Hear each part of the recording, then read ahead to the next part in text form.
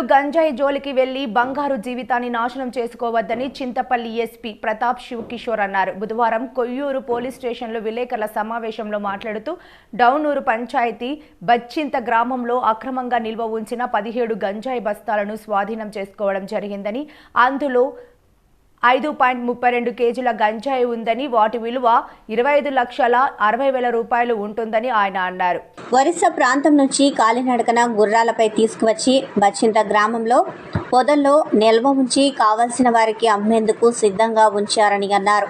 పోలీసులకు అందిన పక్కా సమాచారం వారికి అందడంతో గంజాయితో పాటు 3 వ్యక్తులు పాంగి సుందర్రావు, వంతల చిన్ని, పాంగి మాణిక్యాలను అదుపులోకి తీసుకోగా మరో వ్యక్తి పరారులో ఉన్నారని ఆయన అన్నారు. ఆపరేషన్ పరివర్తనలో భాగంగా ఏజెన్సీ ప్రాంతంలో గంజాయి పంట పండించే వ్యక్తులు తగ్గారని, కానీ ఒరిస్సా వంటి ప్రాంతాల నుండి ఈ గంజాయి అక్రమ రవాణా జరుగుతుందని ఆయన అన్నారు. యువకులకు డబ్బులు ఆశ చూపించి కొంతమంది పైలట్లుగాను గంజాయి తరలించే బాధ్యతను తీసుకుంటున్నారని, అలాంటి యువకులు పట్టుబడినట్లయితే జైల్లో మగ్గే అవకాశం ఉంటుందని ఆయన అన్నారు. 10,000 రూపాయల గురించి ఆశపడితే లక్షల రూపాయలు ఖర్చు అవ్వడమే కాకుండా బంగారు జీవితాన్ని నాశనం చేసుకోవడం జరుగుతుందని ఆయన తెలిపారు. అలాగే రాబోయే ఎన్నికలు ప్రశాంతంగా జరిగేందుకు అందరూ సహకరించాలని ఈ సందర్భంగా ఆయన కోరారు. ఈ కార్యక్రమంలో Koyyuru circle inspector Venkataramana, Koyyuru SI Ramakrishna, Mampa SI Lokesh Kumar, APSP సిబ్బంది తదితరులు పాల్గొన్నారు.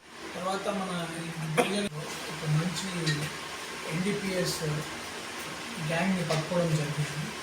వీళ్ళతో పాటు ఒక 17 బస్తాల్లో ఒక 532 కిలోలు గాంజా సీజ్ చేయడం జరిగింది. 532 కిలోలు.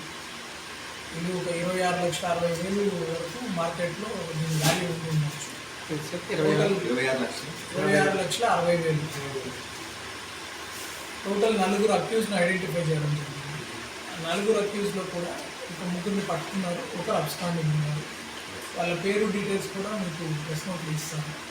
వీళ్ళందరూ ఈ బచ్చింత గ్రామం దగ్గర ఈ ఒరిస్సా నేరేడుపల్లి అక్కడి నుంచి ఈ సరుకు కొనుగోలు చేసి మన పోలీసులు తరోగా వెహికల్ చెకింగ్స్ చేస్తున్నారు. మల్టిపుల్ ఏరియాస్లో వెహికల్ చెకింగ్ ఉంటుంది.